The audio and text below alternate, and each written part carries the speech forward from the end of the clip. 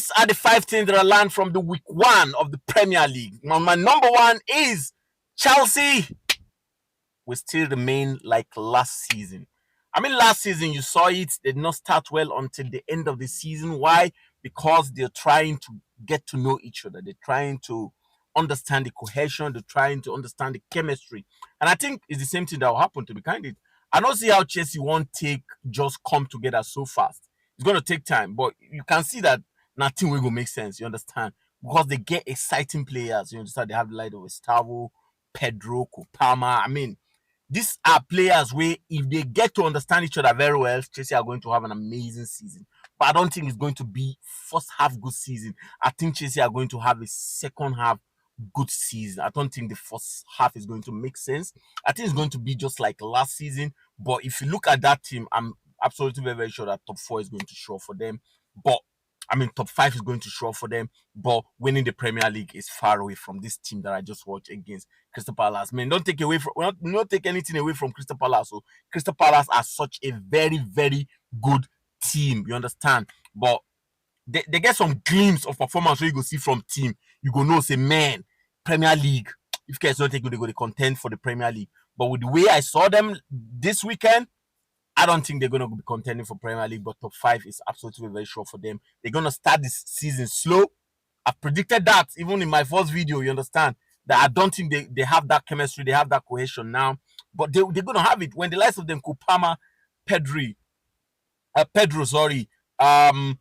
Gustavo, Casado, Enzo Fernandez, when these players come together, and maybe they're going to sign Garnacho, everything can't come together, the chemistry can't date together, I think they're going to make sense at the end of the season. But for now, I think they're going to start slow and they're going to end well. The number 2 is Manchester United are a progressive team, but they need more players, bro. That's just the fact. You watch that game against Manchester, you watch that game against Arsenal, your mind will tell you, say, they get some player where we say Manchester United need into this team. You understand? See, Mbeumo was wonderful. Cunha was excellent. Man of the match for me, you understand? His touches, the way he moved the ball, the way he coordinated the middle of that pack, he was just excellent, you understand? You could see that Cunha, Manchester United, they are made in heaven. Do you understand what I mean? And Mbeumo was just wonderful. You could see that, man, he never to gain confidence very well. Mbeumo, he never to gain confidence very well, but as season go on, Mbeumo is going to hit the trap. But that day, I think he played absolutely very, very well. I mean, everybody in Manchester United play well that way. I think the only person that did not really play well on that day was Beinda and Dalot, you understand? But Manchester United still need a player. They need players, especially in the middle of the park, bro. We've talked about this. We've talked about it quite a lot of time that Manchester United need a player in that middle of the park, you know? And I don't talk and say anything will bring combination of Maino and Ugarte, it no go make sense. Maino and Casemiro, it no go make sense. You understand? But Maino is such a good player, and I think Amorim need to work on that guy and makes him a better player.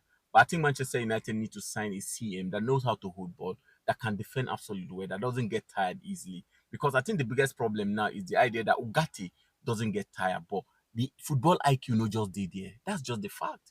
Ugarte no be kind of player will be say, won't be kind of midfielder will be say if he give you consistency like 10 matches consistent, you know fit.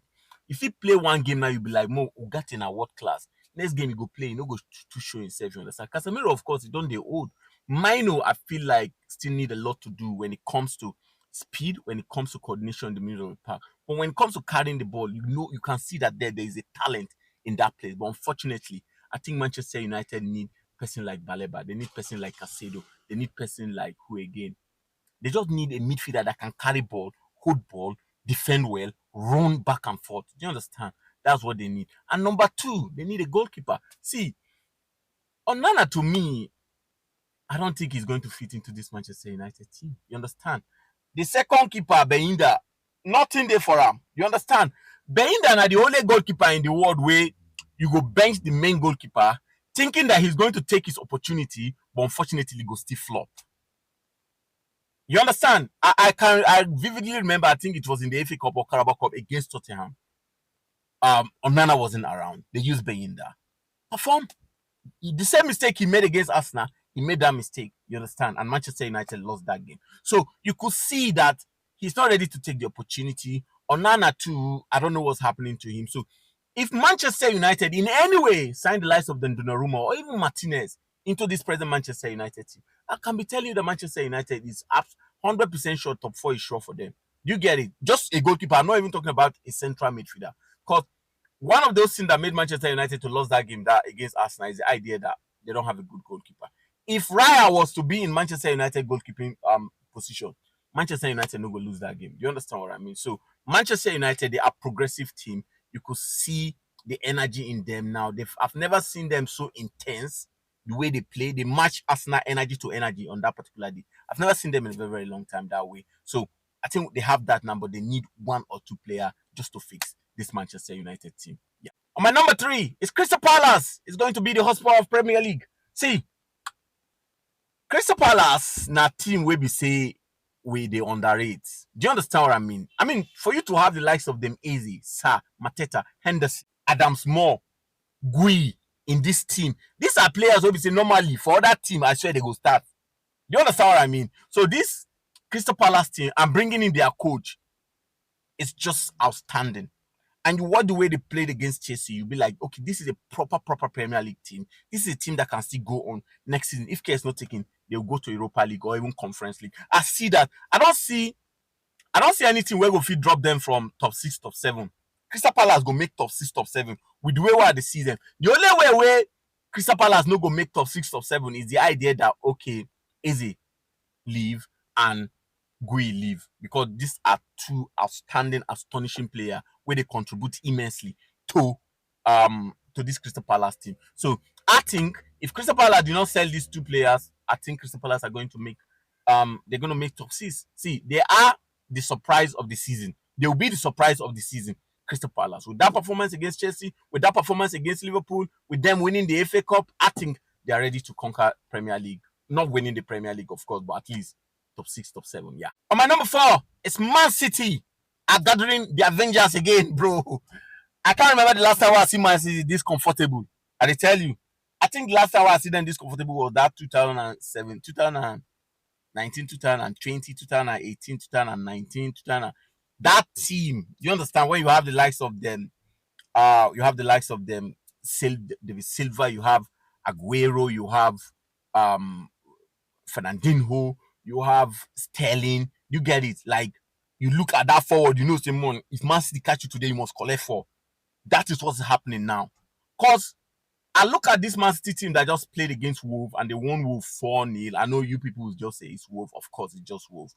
But bro, what a performance they put there. And I want to ask this question. How managed this Pep Guardiola end up getting Tijani Regna? How did he manage to get that midfield for 40 million pounds? I like, I don't understand. Like, the guy reincarnates Gundogan. The only problem is saying he's strong past Gundogan, in the faster and in the younger. In that week, he scored a goal and gave an assist. Like 100% performance, bro. What a debut. That was a perfect debut, Premier League debut for Tijani Regna. And he is such an outstanding player in this Man City. And I tell you what, if I've been a doubt Man City before, say they feel win Premier League or they feel contend well, bro, that game alone don't make me don't change my mind. Do you understand? Like, Man City can be a surprise this season again. That's just the fact. Especially if Arsenal and Liverpool not take themselves very serious. But Arsenal and Liverpool, I think, perform well against Bournemouth. They won that game 4-2. So Man City, to me, may just surprise the Premier League this season and win the league again. That's just the fact, bro. Haaland scored 2 goals, right now with 1 goal, and Shaki, one of the best winger in the whole world, was on bench. Do you get it? See, this is what I said. If you want to be a proper Premiership contender, you know what you do? You make sure that your bench is as good as your starting 11.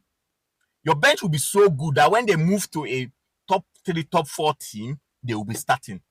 That is when you know that, okay, I have a squad there. On my number 5, the relegation team this time around, I think, will be difficult. This time around, I don't think we're going to have in last 2-3 seasons, I think what happened is anybody we promote will relegate again. But I don't think it's going to happen this time around, bro. Because I watched Sunderland game, I saw maturity. I saw team where we say they cohesive, they get chemistry. You understand what I mean? For you to win West Ham 3-0, no be small team. So I see Sunderland surviving. I think in my first prediction, I said it that probably Sunderland will not survive. You understand? But when I watched them with the way they played, I think Sunderland will survive. And I think Leeds United will survive too. Because the Leeds United that I know before, they know they sabi defend well.